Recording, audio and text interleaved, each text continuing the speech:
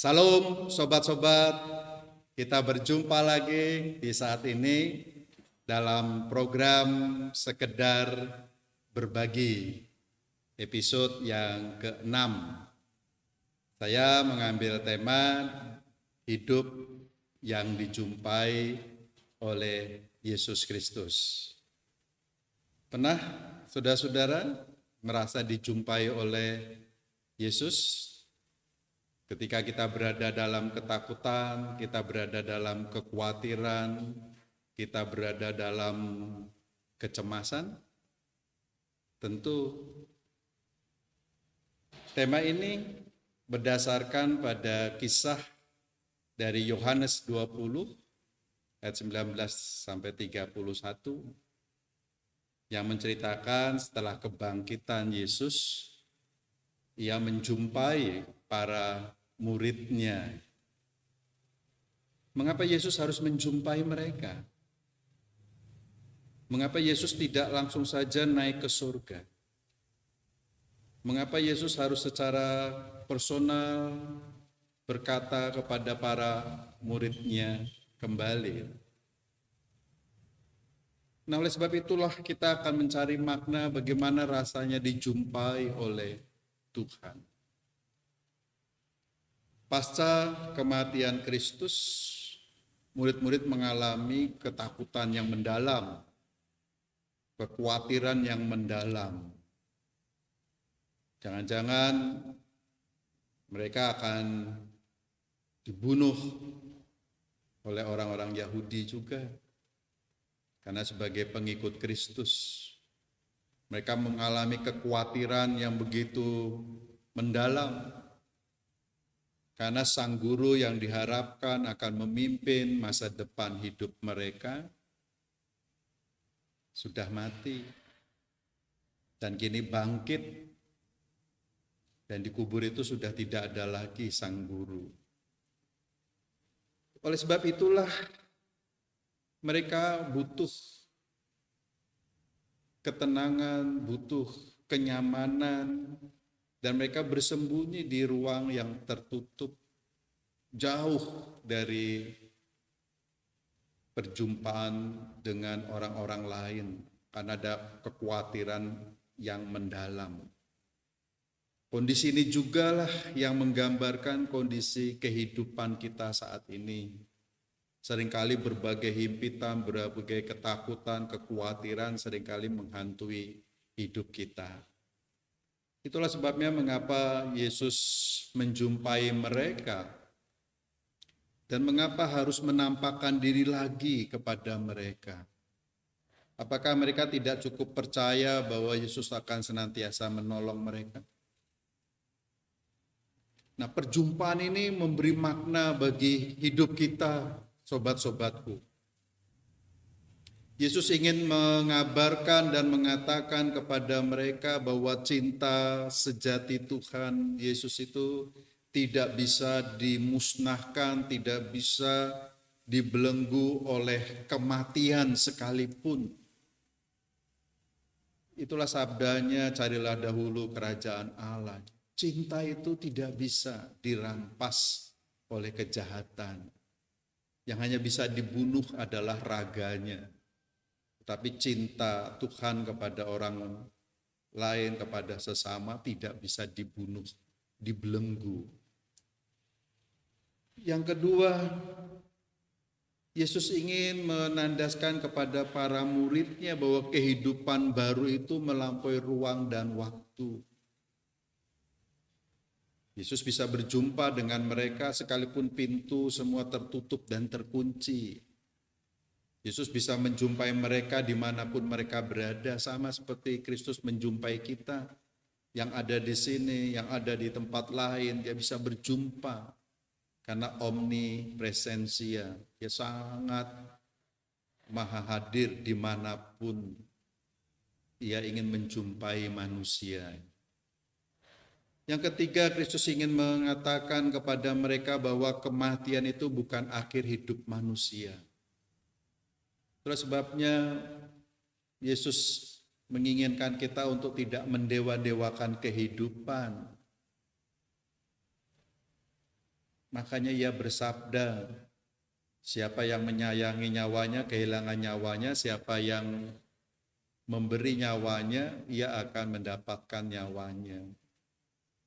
Artinya adalah kebenaran ilahi, kebenaran surgawi menjadi sesuatu yang lebih utama daripada sekedar keselamatan pribadi. Maka kematian itu tidak lagi menakutkan. Karena kematian itu bukan akhir hidup manusia, melainkan hidup baru. Nah, dalam hal inilah Yesus ingin berkata kepada kita bahwa kefanaan manusia diberi dimensi keabadian. Mengapa ia perlu berjumpa kembali dengan para muridnya ketika para murid hidup dalam kekhawatiran, ketakutan dibunuh, ketakutan mengalami penderitaan. Ia memberikan kepada para muridnya itu bahwa kefanaan kita akan diberi dimensi keabadian, hidup yang abadi. Nah, oleh sebab itulah Yesus ingin mengatakan kepada para muridnya bahwa cinta abadi Yesus itu akan menumbuhkan kepercayaan dan penguatan kepada para murid dan gerejanya. Mengapa malah harus bersembunyi? Ketakutan itu bersumber pada bayangan diri yang negatif. Ketakutan itu adalah pada persepsi manusia yang terlalu mendewa-dewakan iblis. Ketika kita membesar-besarkan iblis, maka iblis menjadi lebih hebat, lebih agung, lebih berkuasa. Itulah sebabnya Yesus ingin supaya kita justru menyembah Tuhan. Sehingga iblis tidak lagi menjadi sesuatu yang menakutkan hidup para muridnya.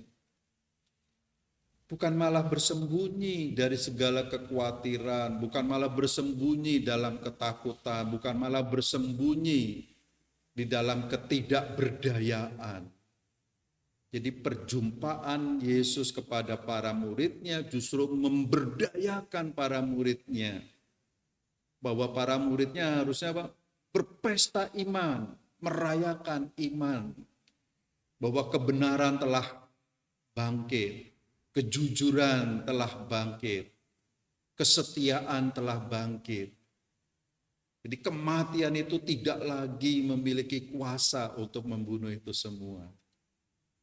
Nah, itulah sebabnya ini juga menjadi ajakan bagi kita bagaimana segala kekhawatiran, problema hidup kita bukan menjadi tempat kita malah bersembunyi, mengunci pintu kehidupan kita rapat-rapat, tapi justru merayakan pesta iman bahwa Kristus telah bangkit. Itulah sebabnya mengapa ini menjadi alasan Yesus menjumpai manusia. Bersyukurlah kita dijumpai oleh Kristus.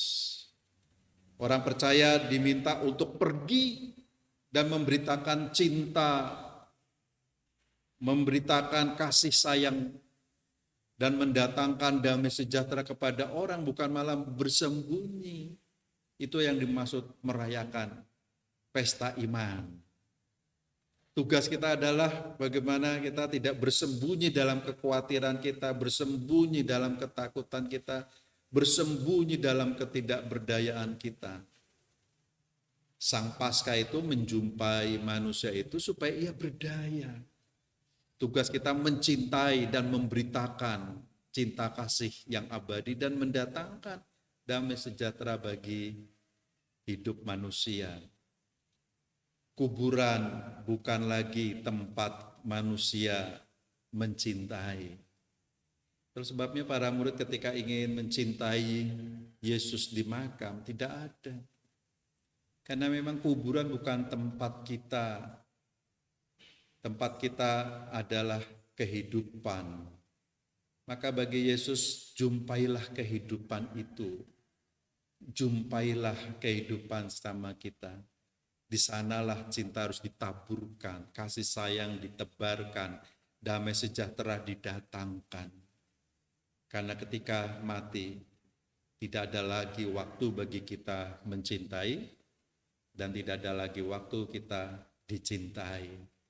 Maka bagi Yesus kepada para muridnya, pergilah, bukalah pintu, jangan khawatir, jangan takut. Kehidupan abadi menjadi realitas akhir bagi orang-orang yang percaya kepadanya. Ini makna perjumpaan yang sangat hebat, saudara-saudara, ketika manusia dalam kekhawatirannya dijumpai oleh Tuhan. Di dalam ketidakberdayaannya dijumpai oleh Tuhan. Dalam kerisauannya dijumpai oleh Tuhan. Bukan supaya kita menjadi tidak berdaya, tetapi justru kita dapat memberitakan cinta kasih. Pergilah. Oleh sebab itu perjumpaan Yesus dengan para muridnya ini melahirkan pengharapan hidup baru bagi para murid yang memberdayakan mereka dalam menghadapi segala problema kehidupan. Nah, mengapa pentingnya perjumpaan dengan Tuhan itu? Bukan hanya pada para muridnya, tapi pada kita juga, sobat-sobat. Yuk, kita merasakan dijumpai oleh Tuhan dalam tangisan kita, dijumpai oleh Tuhan dalam ketidakberdayaan kita, dijumpai oleh Tuhan dalam isak tangis kita, dijumpai oleh Tuhan dalam keprihatinan kita. Dan ini membutuhkan jawaban, yaitu lahirlah sebuah pengharapan. Ketika mereka dijumpai, apa yang terjadi, saudara-saudara? Mereka sekarang keluar dari ruang persembunyian, keluar dari kurungan ketakutan, keluar dari cengkeraman kekhawatiran. Petrus memberitakan cinta kasih Yesus sampai Roma. Dan akhirnya ia disalib dengan kepala di bawah. Semua memberitakan, berani mengatakan cinta kasih. Yakobus dipenggal kepalanya, Andreas disalib dengan salib silang, Yohanes akan dimasukkan ke minyak panas dan sebagainya. Kenapa sekarang mereka berani? Mengapa mereka sekarang menyatakan cinta kasih Tuhan yang tadinya mengalami kekhawatiran yang begitu dasar? Karena perjumpaan, dijumpai oleh sang kebangkitan, dijumpai oleh sang cinta abadi. Jadi perjumpaan itu sungguh-sungguh melahirkan pengharapan. Yesus yang bangkit adalah sumber sejati damai sejahtera manusia, bukan yang lainnya. Ketika para murid bersembunyi, mereka takut dengan orang lain yang fobia terhadap mereka. Mereka takut dianiaya dan sebagainya. Itu mengasumsikan sumber kebahagiaan dirinya adalah perlakuan orang lain terhadap dirinya. Maka kata Yesus, damai sejahtera ku berikan kepadamu. Dan ia berkata sampai 3 kali loh, damai sejahtera ku berikan kepadamu. Itu adalah sebuah proklamasi ilahi. Bahwa sumber kebahagiaan damai sejahtera sejati adalah sang kebangkitan yang sejati ini, sang Kristus. Mungkin kita menderita karena kita dibully orang, mungkin kita menderita karena kita dianiaya orang, mungkin kita menderita karena perlakuan orang lain. Tapi mereka sebetulnya bukan sumber damai sejahtera yang menyebabkan kita menjadi damai, menjadi bahagia, menjadi orang yang penuh cinta kasih karena adalah sang kebangkitan itu. Maka perjumpaan itu sungguh-sungguh memberikan kekuatan spiritual bahwa sumber damai sejahtera adalah sang kebangkitan itu, sang Kristus yang menjumpai orang-orang itu. Betapa bermaknanya. Dijumpai supaya kita memiliki spiritualitas baru, bukan spiritualitas lama. Dijumpai supaya kita memiliki roh yang baru, bukan roh ketakutan. Tetapi Yesus berkata, aku memberikan kepadamu Roh Kudus. Lalu Yesus menghembuskan sambil berkata, "Ku berikan kepadamu damai sejahtera." Dalam bahasa Ibraninya embeshan, artinya Roh Kudus yang dihembuskan sebagai prinsip ciptaan baru. Yesus tahu secara ragawi ia tidak akan lagi menuntun mereka, tidak akan lagi menjadi mentor rohani bagi mereka, tidak akan lagi bisa memonitor tugas-tugas dan karya-karya mereka. Tetapi ada yang akan membantunya, yaitu Roh Kudus. Maka ia menghembuskan Roh Kudus. Perjumpaan ini pun dilanjutkan, yaitu dengan memberikan Roh Kudus kepada sang murid.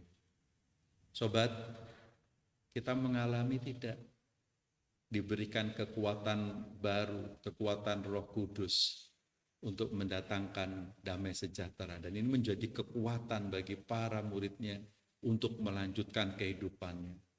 Dari ketakutan menjadi keberanian, dari kekhawatiran menjadi kepastian, dari ketidakberdayaan menjadi berdaya, dari bersembunyi keluar memberitakan cinta kasih. Betapa pentingnya kita dijumpai oleh sang kebangkitan itu. Mengapa harus menjumpai sang murid? Dijumpai supaya kita tetap percaya kepada Kristus. Thomas pun tadinya tidak percaya.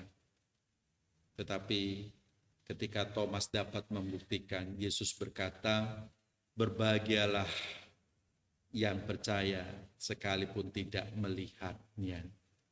Prinsip itu berlaku bagi kita, bagi gerejanya, bagi setiap orang yang berjumpa dengan Tuhan. Ini menjadi prinsip gerejanya, menghadirkan kembali represensia Yesus dalam kehidupan umat manusia.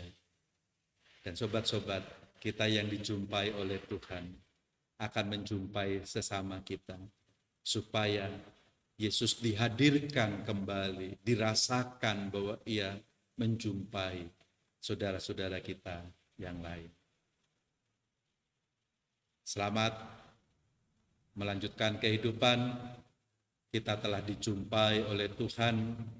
Kita nantiasa berbagi cinta kasih, memberitakan kasih karunia, dan mendatangkan damai sejahtera. Salam sehat, salam bahagia, salam damai sejahtera. Sampai jumpa di sekedar berbagi berikutnya. Tuhan memberkati.